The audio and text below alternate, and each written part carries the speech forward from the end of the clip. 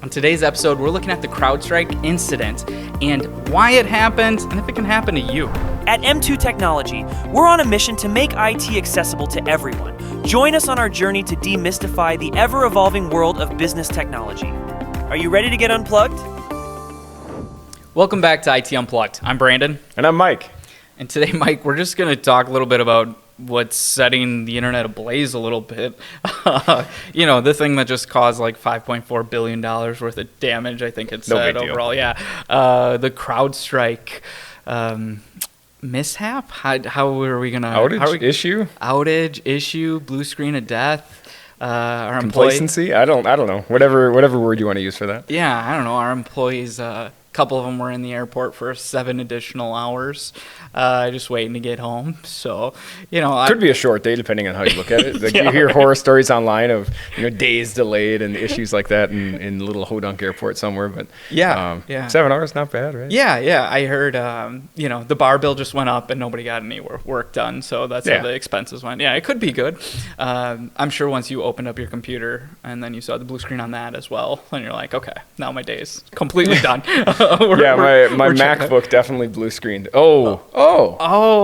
It didn't. Okay, that's convenient. Yes, yeah. My MacBook didn't either, but I mean, that's a win. Yeah, it is a win. Can we? So we're kind of just going off the cuff here, but like, what essentially happens with this huge outage? Like, why did this thing take place? Yep, get that question a lot, especially in the last week, right, or last Friday, especially. An update came out for CrowdStrike that was pushed automatically based off of how CrowdStrike lives on Windows computers. It's, if you will, like pre-Windows, right? So it lives like kernel level. If something is incorrect, it can cause boot issues. Okay. The thing that was incorrect that caused the issue was one of those items, and it could not allow the computer to boot. Okay, well, so why don't we just remote in and reset everything like normal? Like, why didn't that happen? Why wasn't this a 15-minute fiasco? That'd be great, but that's not how that works. So if the computer is not able to boot, then there's no network activity. You can't log in, right, remotely. Okay, yeah. So that's why it was so long. So was the fix like a physical? Did somebody have to physically go and touch every one of those computers? Is that why it took so long? Like, what was it? Quite possibly. I don't know, without, we didn't have anyone affected, right? So I can't necessarily super touch on what the solution for everyone was, but probably, right? So if you're thinking like Delta or United or whoever in an airport, right? Our example here, probably they have a technical resource or someone that's somewhat technical on site that was walking around with like a little USB or, with some sort of media to be able to either roll back a computer or recover from like an earlier point or something. They did something manually to be able to complete that, whatever method they chose for the recovery. Gotcha. Yeah, I was like on the day. Okay, so first off, we'll just say our customers were not affected in any way. Thankfully. Yes, thankfully, right? We used SentinelOne, and they came out with a really nice statement about how, this is essentially why it wouldn't happen with our stuff. I think SentinelOne was definitely in a position to benefit from this, being a competitor. As somebody that's in sales, it was one of those like knee-jerk reactions where it's like, ooh, can I go out there and try to anybody that's using this, could I try to move it over? But I stopped and I was like, you know what? These companies are probably having a lot of issues right now. The last thing they need is to be pitch slapped by somebody because a lot of the industries that CrowdStrike is partnered with, but they have to be partnered with, right? There's long-standing agreements or there's government interaction that forces them to be using a certain piece of software, and perhaps that will cause some change in the future here, but I guess you don't really know. Time will tell as the weeks go on. So it was nice to tell our customers we're not affected. That was kind of a win. But there was a lot of fear kind of going around, and with that, I was looking at like how to fix it articles when it first came out. One was like, you just need to reboot your computer 15 times. Yeah, the 15th time. The 15th time. That's when it'll happen. So I think, what does this mean for people's perceptions? You think about like IT and how everything's connected in technology. Sure. We received probably, or I received probably a dozen phone calls and texts that Friday morning with all along the same lines of like, are we going to be okay? Or, whatever. So kind of the first step of that was like figuring out, like, obviously we don't use CrowdStrike, but perhaps somebody had something that we were unaware of or something, right? Like that's not the case because we have monitoring software for that, but just life happens, right? Something strange might have happened. So first it's like, are you okay? Like, are you guys down? What's the issue here? Nothing. Oh, okay, we just wanted to know. All right, yeah, then, you're going to be okay. We don't use the products that are affected. If you see an issue, let us know. From that moving forward, then there has been no instances yet of somebody asking like, hey, how can we help prevent this in the future? Obviously, we would like to think that all of the vendors that we're partnered with, or we do think all the vendors that we're partnered with are industry leaders for a reason, and they vet updates before they're pushed out, and there's things in place for recovery and yada, yada, yada. Yeah. What about that vetting? Like in the maybe kind of phased rollout, you go out there and you look and you're like, did they do it correctly? Do you think, in your opinion, that more could have been done to prevent this? Yeah, I think that there could have been perhaps like a testing team or an update verification team or something that is in place more so than deploying an update overnight.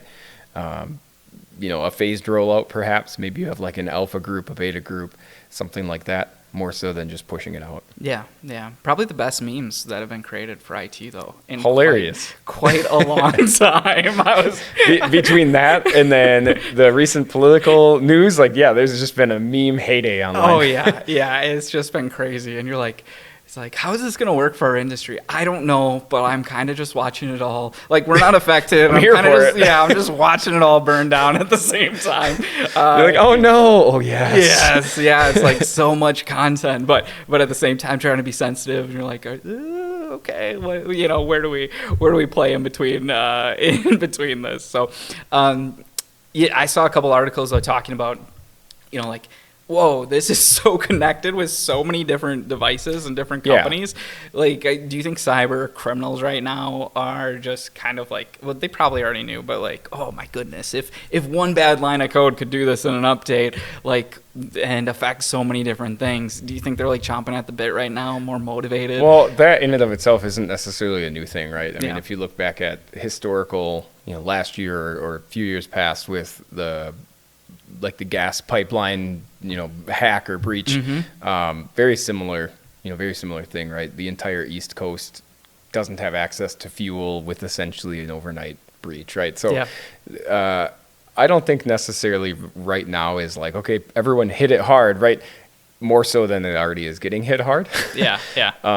Maybe it opened up the eyes of the average individual that just doesn't really think about cyber crime or think about computer issues on the daily, just average Joe, Joe Six-Pack out there. Joe Six-Pack. Maybe more so it's, 2008 election cycle or whatever that was. Maybe then they are more aware, like, holy cow, this computer running this piece of software is somehow interconnected with, this computer running this piece of software in a different part of the world. Like, that's how that works. Yeah. I mean, I think as these companies grow larger and larger too, so this is working with Windows and different things like that. But as these companies grow larger and larger, like, that's part of being that interconnectedness. Like, there is more risk. I know that sounds weird, but there's a little bit more risk if large companies don't act like large companies. You know what I mean? Like, if a phased rollout or anything like that, that's pretty standard. If a company gets so large and there is some level of incompetence behind that, like, we're really going to shoot ourselves in the foot here. Yeah.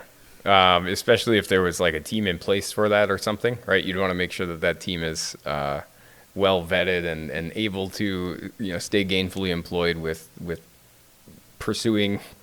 finding issues before they're pushed out. Yeah, absolutely.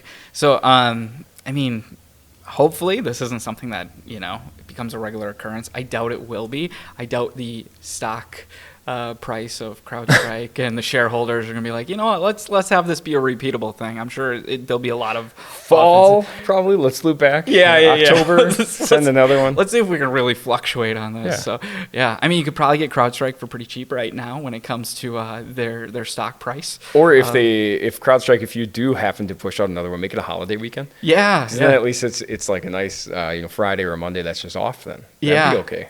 Yeah. What about pushing large updates on Fridays? That's pretty standard, or? I mean, it's interesting timing. Yeah. Right. Yeah, probably a lot of things that were interesting around that event. We'll just leave it at that. Yeah. It's like, don't kick someone when they're down, but at the same time, it's like, what is going on? You know what I mean? Like, how did this kind of occur? And watching them have to explain it was very painful, at least in my eyes. Yeah. The immediate blame game I thought was kind of interesting. Like, oh, this is a Windows issue, and then very quickly after, Windows is like, whoa. Yeah. No, buddy, it's now, not an us issue, and it's like, ooh, maybe it wasn't the best idea on CrowdStrike's part. Yeah, well, what do you think about that? I mean, like, like they talk about, I hope that's the right word, but like defamation lawsuits. Yeah. And it's like, well, I doubt CrowdStrike was the ones releasing this information. Like, hey, it's a Microsoft thing.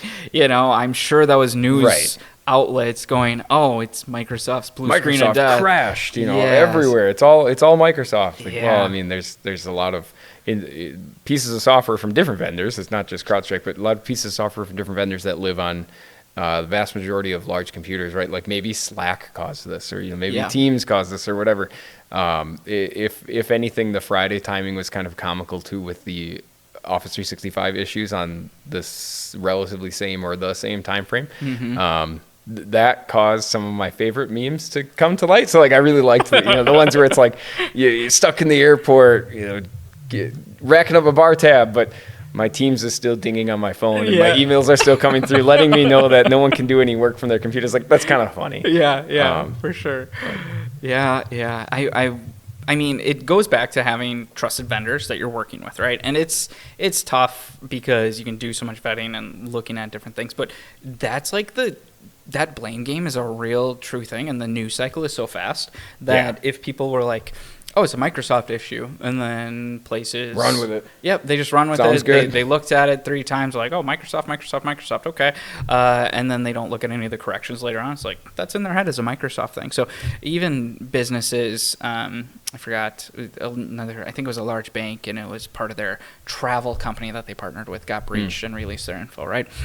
Info of some of their people. It's like, it doesn't matter who it was. If you're tied to this vendor, people do not care. It's just, oh yeah, that was something you were a part of. So more important than ever, finding partners that are trusted rather than just maybe going with the biggest name that's out there at the time. So I don't know. You look at like this sounds bad, but you always think that the largest companies have all their stuff figured out, right? You're like, they have to. This isn't even something that they worry about. Yeah. There's this update's been planned for weeks, for months. It's been tested and it's been pushed out. Or maybe in this case, it's been tested for hours. And then we'll send it to the world. We're good. Yeah. And then you just like, it's it's like finding out your parents aren't perfect. You know what I mean? The first time that like you get a little bit older and you're like, oh, they're not like exactly how I thought they were. Like when you become an adult, it's like that when you get into any government role, any, large organization, you're just like, oh, stuff's not figured out. Like there's problems everywhere. Yeah. So, and I think this CrowdStrike thing kind of demonstrates that as well. So, everyone's just freaking out all the time. Yeah. There's a lot of chaos going on. But, hopefully your IT provider is eliminating some of that chaos and helping things out. I know a lot of people answered the call. I know we didn't have to, but hopefully you're out there being taken care of. So, but at the same time, man. Right. Or at least in this case, right, if that vendor, CrowdStrike had an issue, or a different vendor that your IT provider partners with has an issue, at least your provider would be very responsive and reliable and can get on site right away and get your site back online. And if not, then make sure to slide in our DMs. But we can definitely make that happen. I feel like our intern's gonna be like, yeah, you guys can't say slide in your DMs anymore. That's right. He's got like a week left. Yeah, it'll be fine. Then we're loose cannon. Yeah, we can say whatever we can say whatever we want. Skibby dibby boo. Okay, yeah, we're done. Anyways, thanks so much for tuning in to this week's episode of IT Unplugged. And hopefully you guys are recovering from the CrowdStrike, or you weren't affected, or you got IT providers that are taking care of you right now.